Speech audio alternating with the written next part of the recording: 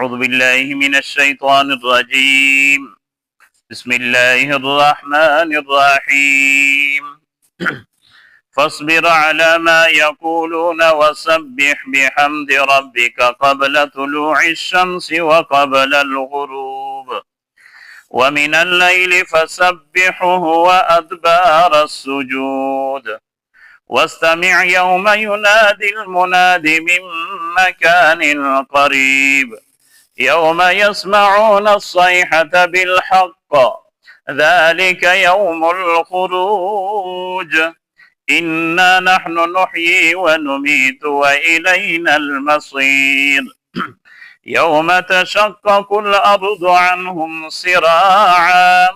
ذلك حشر علينا يسير نحن أعلم بما يقولون وما أنت عليهم بجبار فذكر بالقرآن من يخاف وعيد صدق الله العظيم پمخش آیت مبارکه الله رب العالمین دی جهنم حالات بیان کړل چې جهنم ته وی الله رب العالمین فرمایي چې ته ډاک شلې نو جهنم بیا مزید مطالبه کوي چې نه رسشتا خو بیا دیگه نه بعد دی جنت تذکرہ وشلا چې جنت وی جنتیوں نے تا متقین خلق ته د نږدې وی خدای دې دین لري نه خو دې ته ویل شي چې دا هغه شی ده چې د توسه سره وعده کېدله د پیغمبرونو په زبان سره ودا د هر یک سړی د پر چې سیک الله طرف ته رجوع کوله او د الله رب العالمین د احکام حفاظت یې کو او سیک چې د الله رب العالمین نه په غیب باندې ډریدل نو د خلک ته ویل شي چې نن په سلامتی سره توسه جنت ته داخل شي په دې نه آیت مبارکه ش الله رب العالمین نبی مهربان صلی الله علیه وسلم ته تسلی ورکړي چې ګوره چې د تو تسویل کېږي څه د تو سره کول شي نو دا هر شي باندې الله رب العالمین خبر ده نو ته په دې باندې صبر کوه د الله د دین د پر چې کوم مشکلات ترسي دا همیشه د پر پامبي کرامه باندې روغلي او سیکه چې د الله د دین د پر چر کوي نو دغه مشکلات سره سامنا کیږي خدا باندې به سړی صبر کوي الله تعالی په دې نه آیت مبارکه ش رسول الله صلی الله علیه وسلم ته تسلی ورکړي او بیا د آخرت تذکرات په دې آیت شي الله تعالی فرمي فاصبر صبر کوا علی ما یقولون په هغه باندې چې دخلت تکیم ویل کوي پیغمبر علیه الصلاۃ والسلام ته ډېر سخت الفاظ استعمال شوی د الله د دین دی وجنا یعنی دمر رس الفاظ چې زنا مکسونه ورتوي چې نبوت پر الله رب العالمین بل څوک نه من دوتی من دل کړل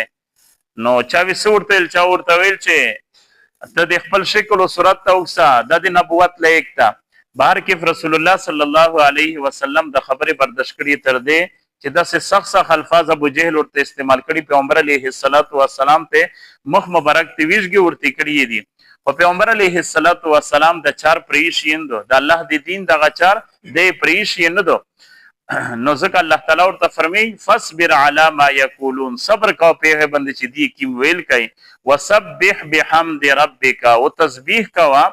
بحمد ربک د حمد د رب خپل سره یعنی د الله رب العالمین حمد بیان او تعریف کوا د الله رب العالمین ثنا کوا او د الله رب العالمین پوکی بیان او سبحان الله الحمدلله دا کلمات او دا ذکر دا او دا ذکر چې کیم دا د مؤمن انسان د پره د تسلی د پر بهترین شای ده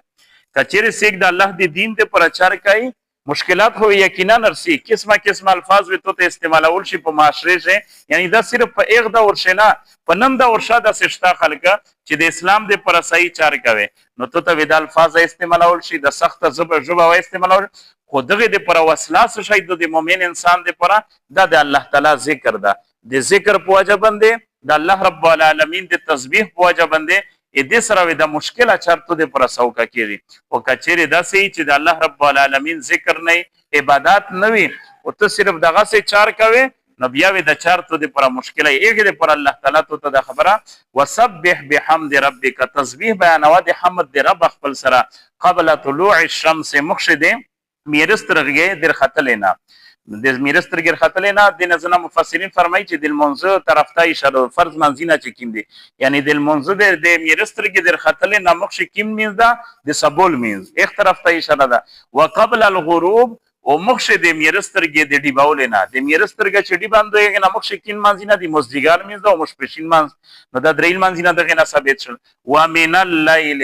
و د شپې نال مینځ کا شپې شکین مانځنه سي مشوم نه بعد مشوم مینځ او د مخستان مینځ نو دا 15 سره المانځنه کچري سکی چې قران سره ثابت دی او کنه نو په دې آیت سره ثابت شوی فسبحه نو تسبیح بیانوا د الله رب العالمین و ادبار السجود د سجدې نه ورسته یعنی مقصد دا چې د منځ نه ورسته تسبیحات کوا ذکر رسول الله صلی الله علیه وسلم صحابه کرام ته په یو موقع باندې و فرمیل پیغمبر علیه الصلاۃ والسلام ته صحابه کرام ورول چې یا رسول الله دا بختور خلق ډیر مخشه د میژ نه لوړل وته چې سرانګه وی چې خو یا رسول الله چې میش کی می عبادت کوي هغه عبادت دیا کوي او چې تلاوتینا کوي تلاوتینا دیا کوي او نوافل دیا کوي میژا کوي او دې سره یو دا چې دولت ته دې صدقې کوي او میژه صدقې نشي کوله پیغمبر علیه الصلاۃ والسلام ته چې زوی تاسو یو طریقه و شي چې تاسو دې سره برابر شي نو ته چې رسول الله خامخ مشته د عمل شو پیغمبر علیه الصلاۃ والسلام ورته فرمي چې د هر فرض منځ نو ورسته تاسو دا کلمات ری باندې دې شوروي الحمدلله سبحان الله الله اکبر دا کلمات ری باندې دې شوروي تاسو دې بختور خلک سره چې تاسو یې غن شي کوله د الله په لیار شمول نشي لګوله صدقات نشي کوله تاسو دې سره برابر شي دی دا شریک ډېر خوشاله دي چې بس می سره ک دولت نشته همیش په دې باندې دې سره سمېږي پني کیږي هغه دولتمن خلک صدا سي نه چې خالي دولت یې لګو نه ذکر واسکار او عبادت یې نکو نه هغه خو پته او تورې د څه شي کوي ویجه دا پیغمبر علیه الصلاۃ والسلام د څه طریقه شالي دی چې شا اعلی گیا شل صدقیا کوي نوافل کوي عبادت شاده غسه و دې سره سره دا ذکر شریک پیغمبر علیه الصلاۃ والسلام ته ویل چې رسول الله ته خدیا شریک چې دا خدای الله فضل دا د الله مهرباني ده چې په چا باندې مقصد دا چې پیغمبر علیه الصلاۃ والسلام یې خلک دې پردا شای صلی الله چې یو سړی مولي قرباني نشي کوله په دې په ذریعہ سره یو سړی نیکی شي مخ شي کېدل شي واستمع یوم ینادي المنادي واستمع وروا یوم پاغورز باندې ینادي المنادي چې کلا اوزو کی او اوس کوین کا مم مکان قریب د نږدې زوی نه اسرافیل علیه الصلاۃ والسلام مقصد دا چې یعنی سیکا په کیم زوی شاید د قبر وي نو هغه ته دا اوس چې کیم د سفر وید شي چې کوم توسي چیک شي د خپل قبر نه ورون شي حشر میدان طرف ته نو دا اوس به هر څه کور وي دا ودا سنې چې دا پیوزوي ششتاو په بل ځای نه دا ټول خلک تر وید شي یوم پاغورز باندې یسمعون الصيحه چې دی ور وی دا اوس بالحق په حق سره ذالک یوم الخروج دا غورز در وتل د قبر نه دو دا ورز باندې خلک د قبر نه روز ان نحن نحيي ونميت یقینا میجا جمدیای و مړای و الینا المصير په طرف ته میج باندې ګرځیدل د زندگی میج ور کوي او مرګ میج ور کوي او بیا وفسیا مو په طرف باندې الله تعالی فرمي یوم پاغورز باندې تشقق الارض چې کله وسر لشم زکا عنهم د خلق ته سراعا نو په تیزی سره وی دی روان وی حشر میدان طرف ته الله طرف ته ذالک حشر علینا یسیر ذالک حشر دا حشر دا جمع کېدل دي حشر معنا جمع کول یوم الحشر ورځ دی جمع کول علینا یسیر او دا په میش باندې ډیر سوکادو دا جمع کول دا مشکله چار نه ده نحن اعلم بما یقولون الله تعالی بیا تسلی ورکړي پیغمبر علیه الصلاۃ والسلام ته چې میجا تشافته دو بما یقولون چې د خلک ویل کوي ته دا هر یک سړی د پر تسلی دو چې څنګه د الله د دین د پرچار کوي او په د باندې مشکلات وي وما انت علیهم بجبار و نیت پیغمبر په د خلک باندې مسلط شو بجبار زبردستی کوین کني په دې باندې چې په زبردستی باندې خلک الله دین ته رواله فذکر بالقران نو نصيحت کا په دې قران سره قران نصيحت د قران باندې چې کله یو سړی ته نصيحت وشي نو قران د انسان ژوندۍ بدلای ځکه چې قران مجید چې د کیمه خبرې دي میجو تاسو وروي